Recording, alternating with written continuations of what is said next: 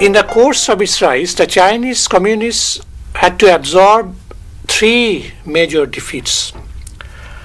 And each of these setbacks ultimately led to radical innovations in its approach to the revolution, in its approach to the war. And in each of these defeats, Mao eventually emerged victorious as the leading architect of the new line. The first setback came in 1927 when there was a massacre of the Chinese communists, and that was followed by the end of the First United Front. After that, there was the Mao adopted the policy of the agrarian revolution. The second defeat came after the destruction of the Kiangsi Soviet on the Qingkangshan mountain. That led to the Long March, of course, and the Chinese party realized the need for anti-Japanese war. And the third setback came while they had been fighting the Japanese during the anti-Japanese war. There were major setbacks, and that was followed by the adoption of mass line, of which again Mao was the architect. Now, from the beginning of 1940, the whole of North China was faced with terrible military and economic crisis. The whole area, the insurgent base area, these were blockaded by the Japanese troops. It was very difficult to get salt and other essential goods from outside. There was scarcity of essential goods inside the base areas. And a time came when people started to feel whether such revolution would at all be successful. So there was faltering within the ranks of the CPC. And there was also criticism of the policy of the new democratic revolution. And that came also from inside the party. And at that critical juncture, Mao initiated the rectification movement, which is also known in Chinese as the Chengfeng movement. And the period was 1942 to 1944. Now, the Chengfeng movement essentially was a cadre training program. It marked a turning point in the history of the Chinese Communist movement. In fact, the main aim of the Chengfeng was to build the Chinese Communist Party on a unified basis, committed to common goals, common aims, and common methods. It was a Marxist movement, no doubt, but side by side, the emphasis was on the creative application of Marxism to the concrete situation in China rather than any mechanical application of it. The party emphasized the fact that it should be not applied mechanically, but it should be applied in a creative manner. Now, one of the fundamental aspects of Mao Zedong thought was the belief that men could transcend the limitations of class. If a person came from middle class background, when he went to the countryside to integrate himself or herself with the peasantry, then in course of social practice, in course of his integration with the people living in the villages, he gets declassed, he remolds his outlook, and he transcends the limitations of his own class. Now, that was, of course, one major object which Mao had in his mind during this period. And as a matter of fact, the situation was very grave from the point of view of revolution because there were attacks from all sides, and every day there were many casualties, many people died. And so the pressures from the enemy increased with every passing day. And there was, of course, a tendency to waver, tendency to capitulate before the enemy. So these tendencies were there. The aim of this Chengfeng movement was to strengthen the party cadres so that in the face of hardships, in the face of enemy attacks, they could stand firm on their own feet and face the enemy. And there should also be broadening of their commitment to the revolutionary cause. One point is this: during the anti-Japanese war, many patriotic people came, people who did not come earlier people who did not join the Communist Party, but who came to the countryside when because they realized that it was high time that they should fight unitedly against the foreign enemy. Now when there would be the end of anti-Japanese war after the defeat of Japan, what would happen? Now, should those people who came to Yunnan, came to the countryside to join the forces against Japan, again go back to the cities? Or should they continue to stay back in the villages and pursue a new form of struggle, that is an agrarian revolution, this time against a new enemy, that is Chiang Kai-shek and the Kuomintang, against the bourgeoisie? That was the question. Now the aim of the Cheng Feng was to broaden their outlook so that they could look beyond anti-Japanese struggle, and they could also join this struggle against a new enemy, that is the Kuomintang, that is the feudal forces. So the aim of the Cheng Feng was to politically unify them,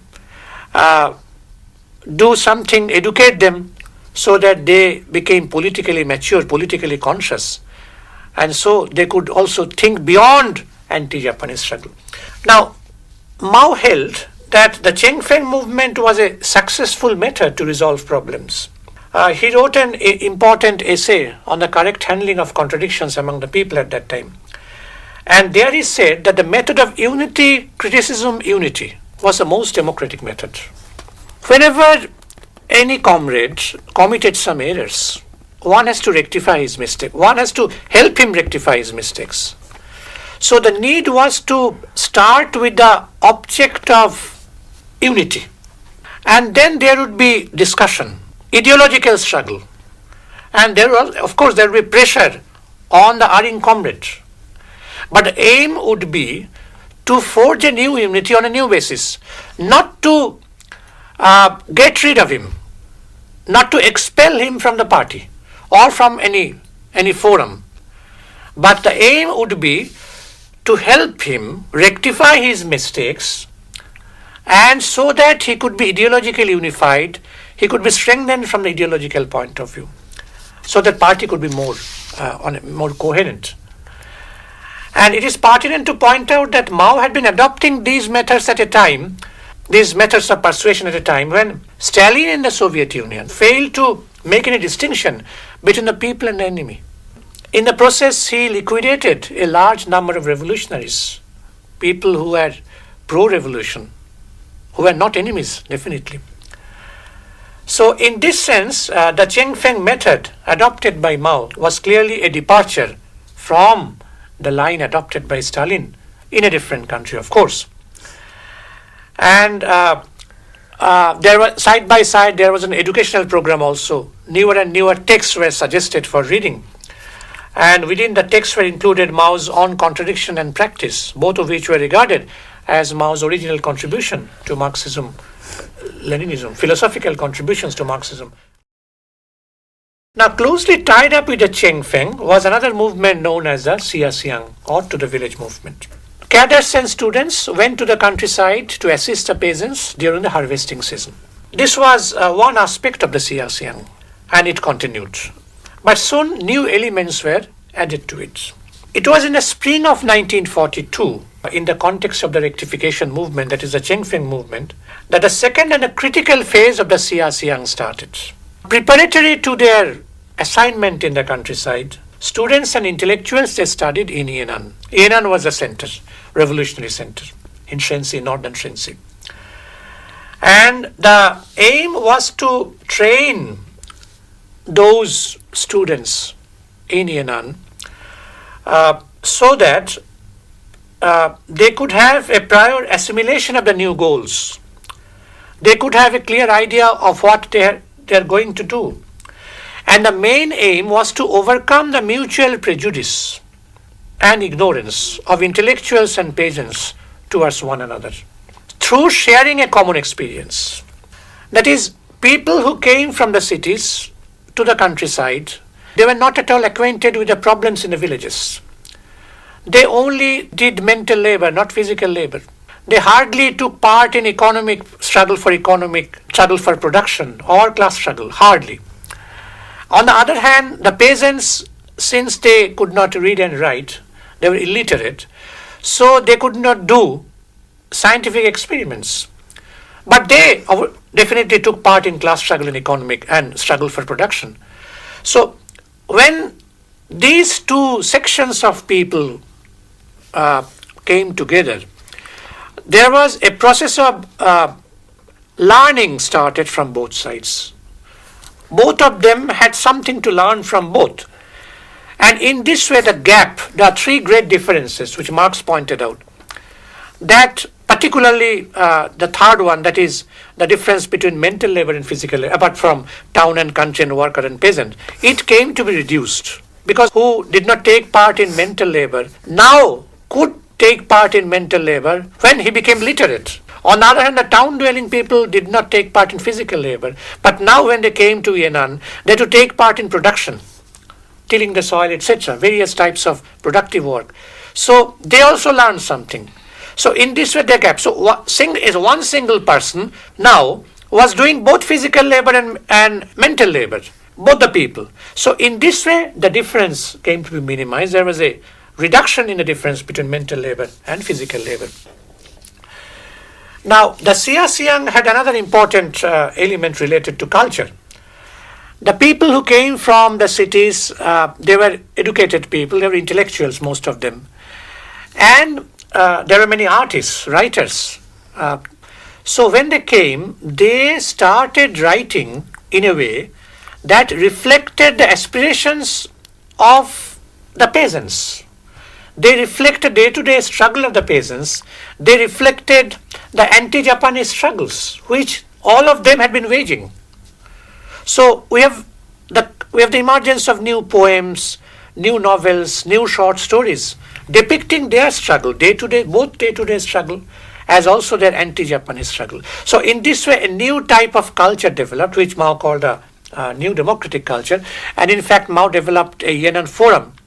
He wrote an article on Yan'an Forum on Literature and Art, where he dealt with various problems about the creation of a new culture in course of participation in the revolutionary struggle. In 1942, the CPC made a frontal attack on rural poverty in a bordering region. The campaigns for administrative reform, reduction in rent led to the formation of large-scale participation in mutual aid groups among the peasants. And these subsequently became the nucleus, new forms of social and political life in the base areas. And these in turn contributed to the growth of rural cooperatives and the production movement of 1943. The aim of the CPC was to set up a self-sufficient and prosperous economy that would cater to the needs of the people, to the interests of the people, improve their living conditions on cooperative basis. And this was known as the production war.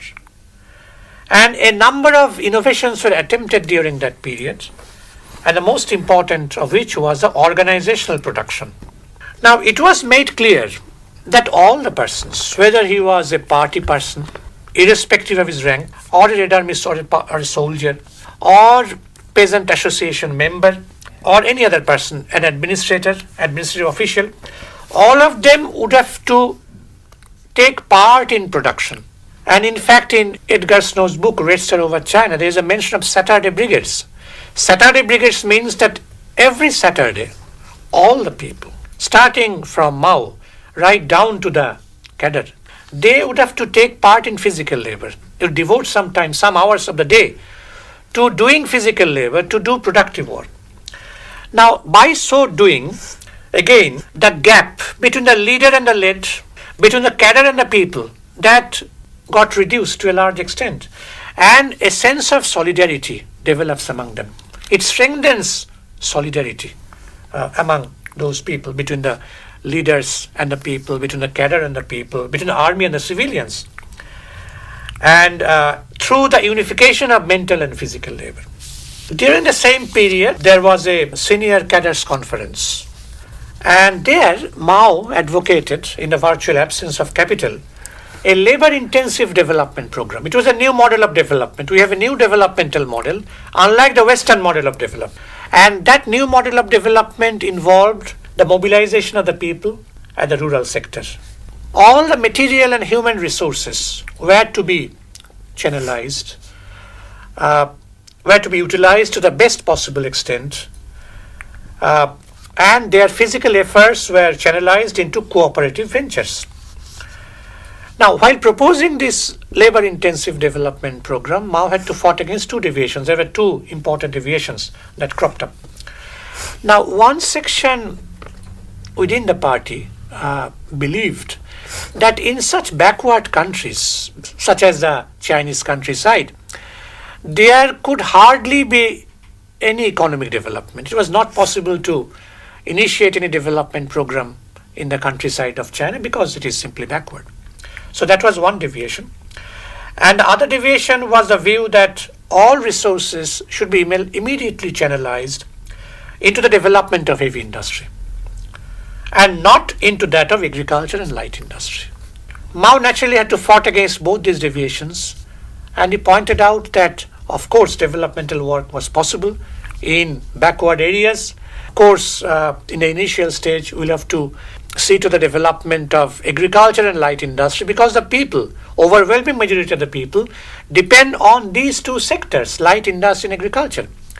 So Mao had to fight against these two deviations and successfully fought against it. One of the most difficult tasks faced by the CPC was to form the mutual aid groups and the cooperatives. Landed estates of the feudal lords, these were confiscated and distributed among the peasants.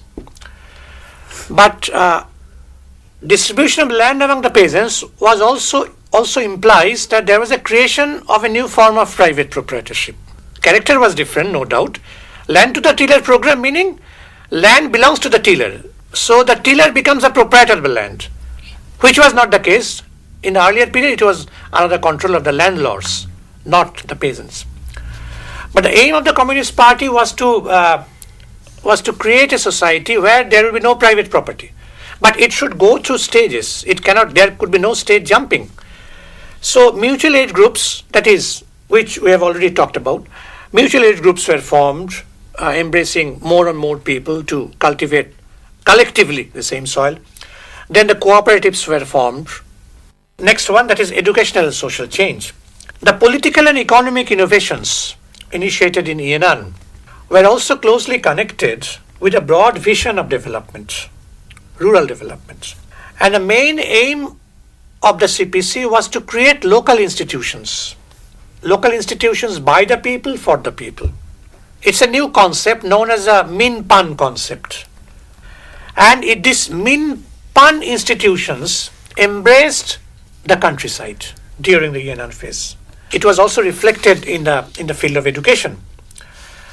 In fact, Min-Pan schools were opened in 1944 to meet the growing demand for education. Schools were opened, night schools were opened, where peasants for the first time learned how to read and write, how to study political texts, philosophy, a bit of history, geography, etc. And the principles of community responsibility, which was highlighted by Mao time and again, particularly the propagation of the fundamentals of health and hygiene. Health and hygiene was a very neglected field, and Mao time and again emphasized this problem in his writings. So these things were there. Folk songs and dances were redesigned and combined with dramatic programs to expose the social evils, to propagate the virtues of the new democratic society. So all these were done during that period. Another aspect of the Yan'an phase important, and that is a mass line. The Chen Feng movement also created a broad vision of man and society in revolution. And the principle of mass line was applied to explain the relationship between the leaders and the people. It was in June 1943 that Mao, in a meeting of the Politburo, elaborated his classic statement on mass line principles in his article, The Methods of Leadership. He says that there should be a linking of the leadership with the masses, and there should be a linking of the general with the specific. The general principle is based on the study of particular areas.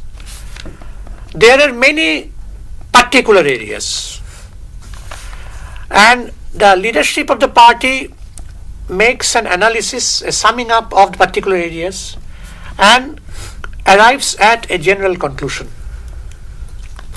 But then, so we have a theory, we have a guideline, general guideline. But when that general guideline had to be implemented also in particular areas, and when it went to the particular areas, then it also might need modification, revision, because each particular area has its own particularity.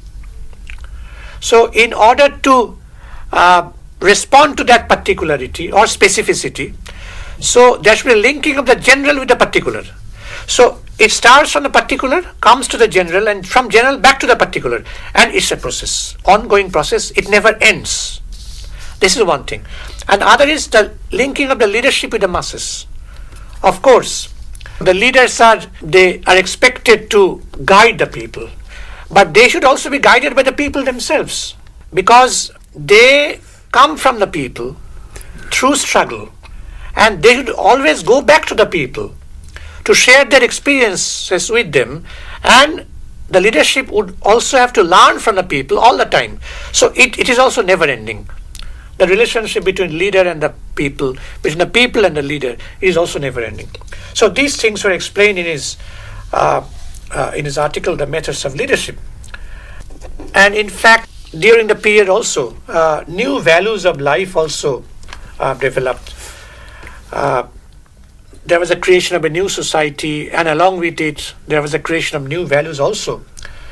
It was the idea of a new society which would put human values over everything else, which would not go for profits, as was the case in the Western capitalist world, but it would see to the interest, genuine interest of the people. It was very much a pro-people model of development, and not a profit-making model of development. 7th Congress of the CPC. It was held in 1945 in Yan'an. 17 years after the 6th Congress was held in Moscow in 1928.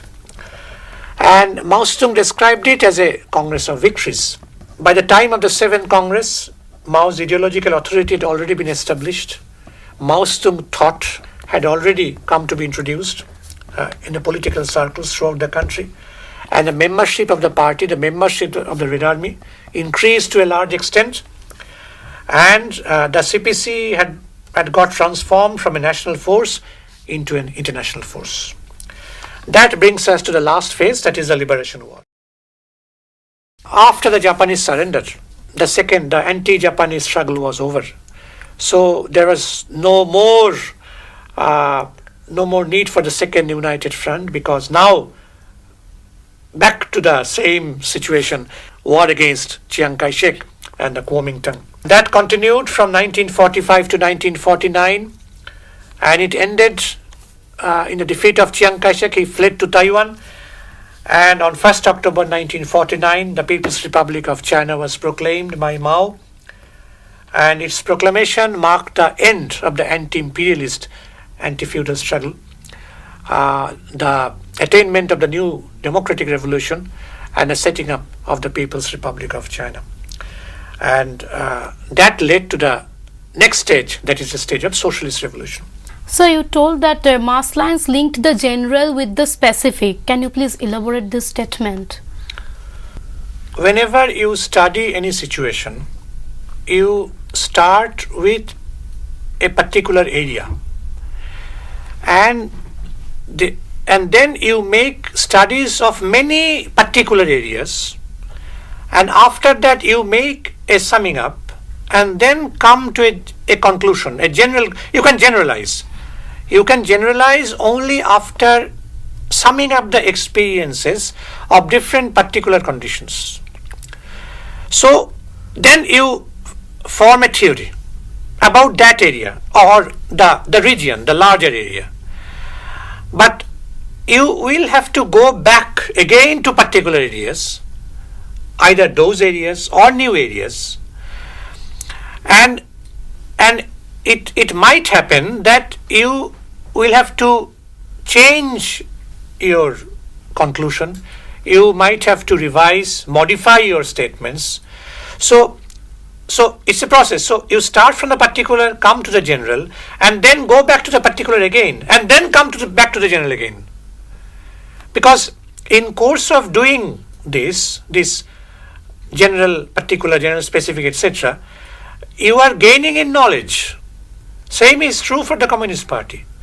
They are making the study of a particular, as for example, when Mao just joined the Communist Party, he knew some areas of Hunan and nothing else. He made studies of Hunan, not all. Hunan is a very vast province. He made studies of the province, and then he got an idea, and then he went back to Hunan again, other areas. So in this way, you widen your knowledge, and you have to widen your knowledge only by going into practice. You must take part in this process physically. If you stop it, then there is a stop. You are putting a halt to your knowledge gaining. So this is very important. So from general to specific, specific to general or particular, etc. Now the period from the first half of the 19th century to the middle of the 20th century was a period which witnessed the transformation of China from a feudal country into a semi-feudal and semi-colonial country, and then a colony of Japan alone. The people of China carried forward their anti-feudal, anti-imperialist struggle, and then their national liberation war against Japanese aggression, and they ultimately snatched victory, first defeated Japanese and then defeated Chiang Kai-shek. And so foreign imperialist control and feudal exploitation became things of the past. And throughout this transitional period, from a semi-feudal, semi-colonial country to a new democratic China, and then to socialist China, Mao Zedong emerged as the friend, philosopher, guide, and the leader of the Chinese people.